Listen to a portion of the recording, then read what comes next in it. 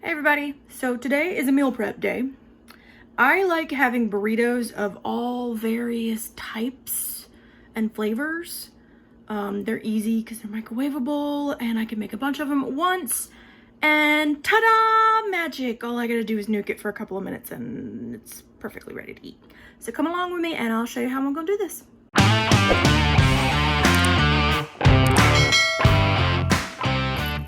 All right, so the first thing I'm gonna do is I'm actually going to cook me some eggs because I'm gonna make me some breakfast. So I'm just gonna scramble me some eggs. And for that, I'm just gonna use some butter. And again, I am dairy free, so this is just country crock butter. I know that looks like a lot of butter, but I'm gonna be doing a lot of eggs, so just keep that in mind. You can get back in. Told you, a lot of eggs. I'm gonna do 6 eggs. Stay.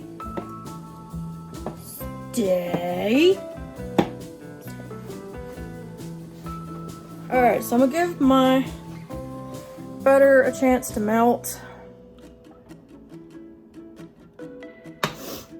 Just a little bit, just to make sure that every bit of the pan is covered.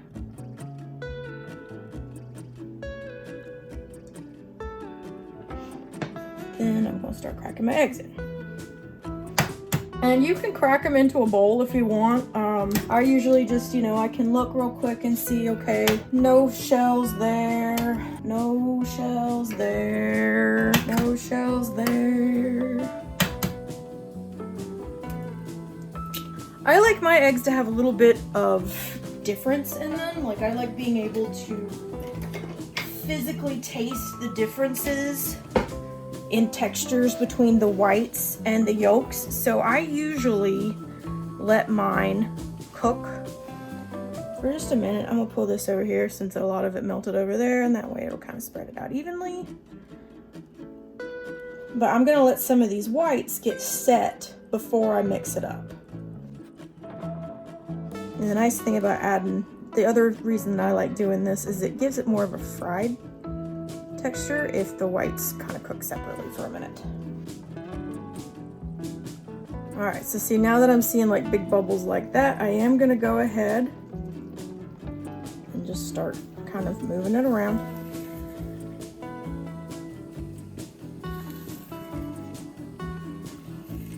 I'm gonna be gentle with it because I don't really want my yolks. Well, one of them broke. There goes another one.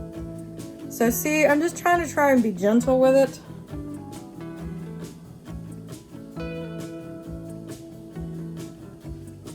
I hate these little stupid.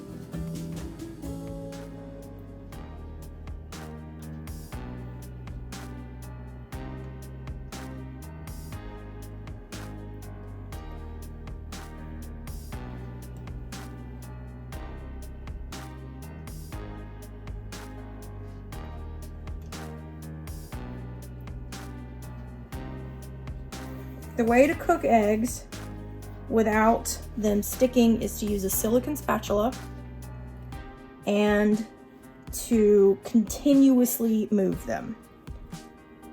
And obviously having a lot of butter is gonna help as well. You also don't want to cook your eggs on too high of a heat because then that's when they get watery. Because it's like they cook too fast and the water gets trapped inside the egg.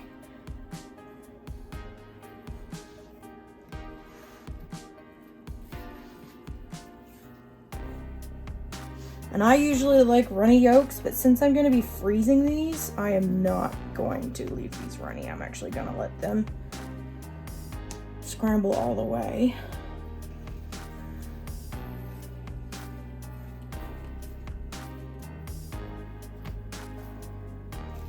You see, I'm not stirring, I'm just pushing.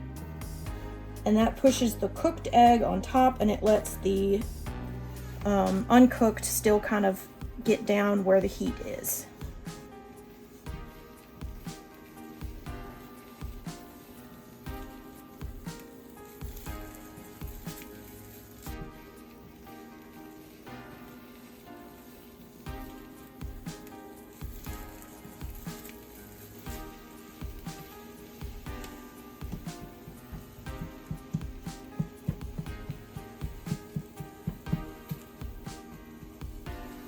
I am just gonna kind of chop that just a little bit because it wasn't wanting to move. It's all wanting to move in one big piece. But you can see how I don't have hardly any that's stuck. All right, so now once you don't have any that's kind of liquidy, you're done. And I'm just gonna pull it back there, off of the heat. Okay, so while I'm gonna wait on the eye to cool down, I'm gonna mix up all my different sauces. All right, so I'm just gonna get me some little things to use as bowls and not get them anywhere near that eye. So the first thing that I'm actually gonna make is just regular sloppy joe mix, which is equal parts-ish of brown sugar,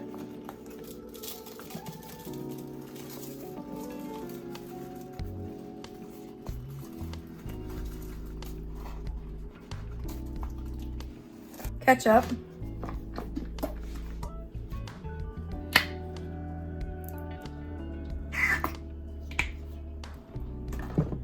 and mustard.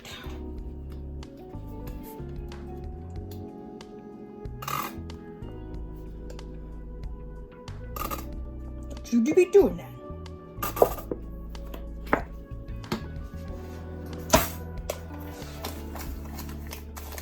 Just gonna give this a mix.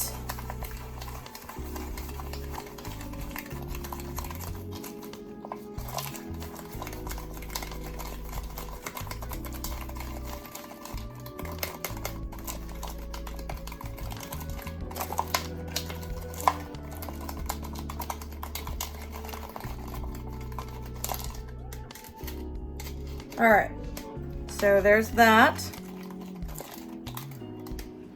Then I am going to make some sweet and sour.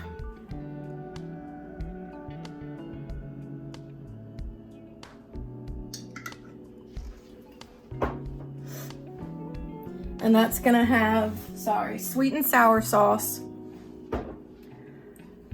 sweet red chili sauce,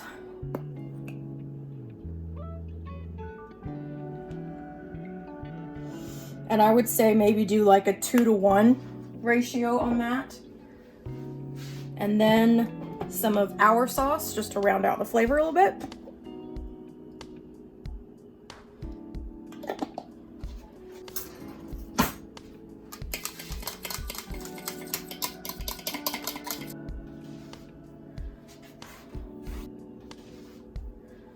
This is 3 pounds of ground sirloin. It was on sale at Publix. I don't remember how much it was on sale for, but I got 3 pounds of ground sirloin.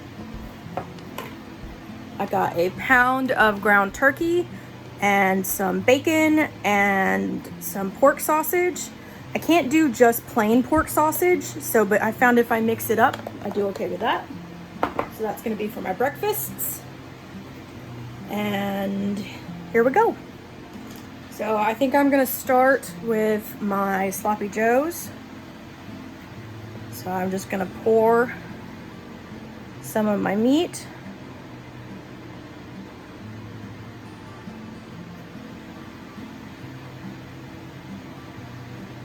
You don't want to do too awful much, because you do have to remember that you're gonna have to roll these up.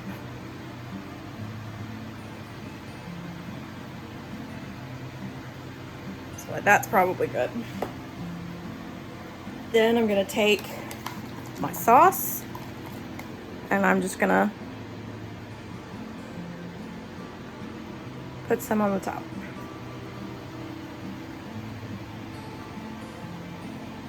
Don't worry about it not being all mixed together. Since this is a burrito, you'll get it anyway. And then you just roll it up. This is a very old burrito, so I'm hoping he doesn't tear. Oh yay, he didn't tear. Okay.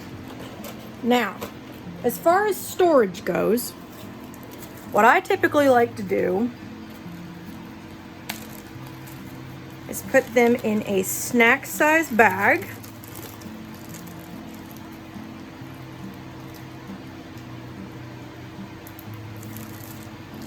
Okay. Get as much air out as you can. And then I put them in quart freezer bags so that I can label what they are.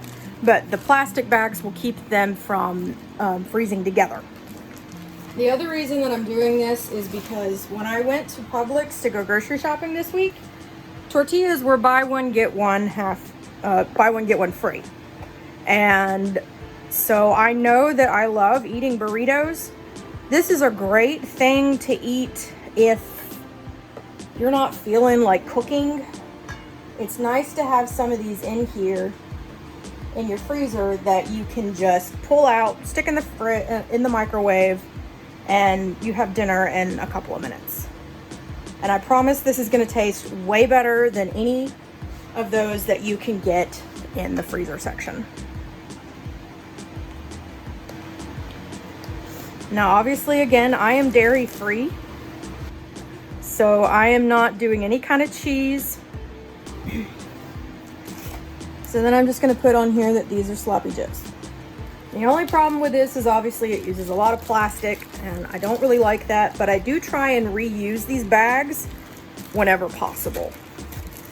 So that way I'm at least, you know, getting a couple out of them, a couple uses out of them. So the next one we're gonna do is our sweet and sour. And I'm not really putting any kind of like salt and pepper on these because most of that's pretty much already in those sauces that I added.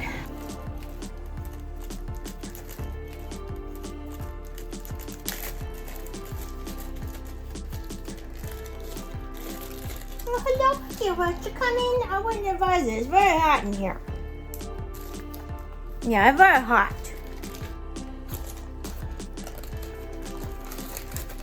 All right. These are sweet and sour beef. These next ones are gonna be steakhouse. What is steakhouse, you ask? Well, that means that I put some mashed potatoes in the bottom of them. And then some steak sauce. Now these mashed potatoes are still warm, so I am not gonna put these back in the freezer until these mashed potatoes are completely cool. You can go ahead and put them in the bag, that's fine, but just don't put them in the freezer until they're completely cool.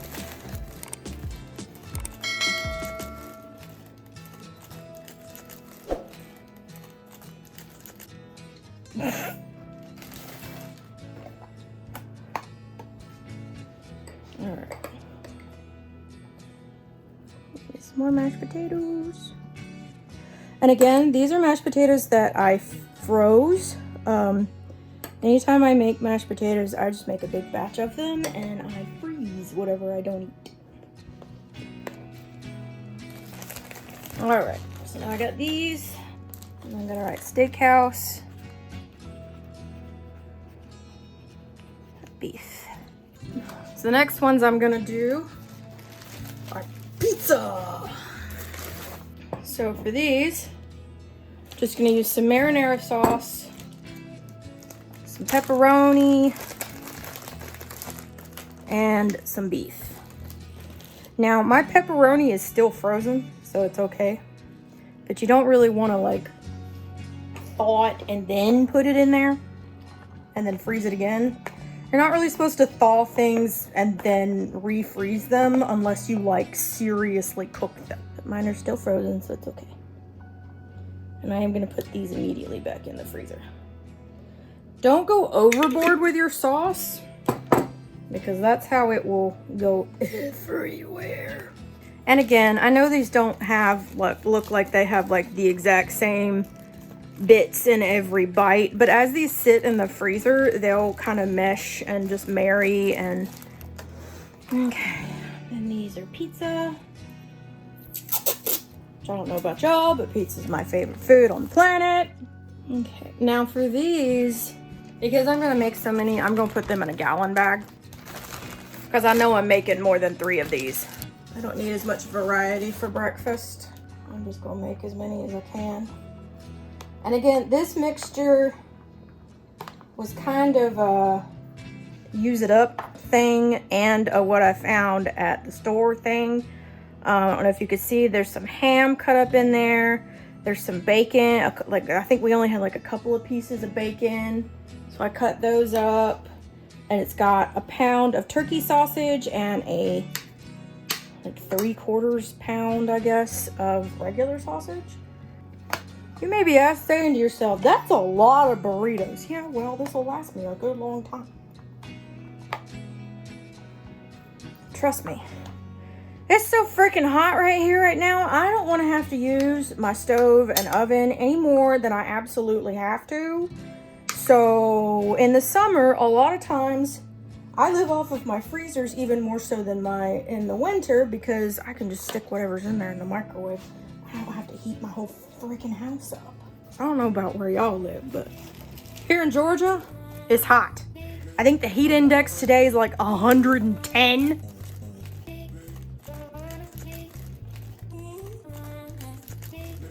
So let's just zip him up. Get a label on him. And we're good to go. Now again, because these have those eggs in them, which I did just cook, I am going to leave these out until I can make sure that those eggs are room temperature before I put these in the freezer.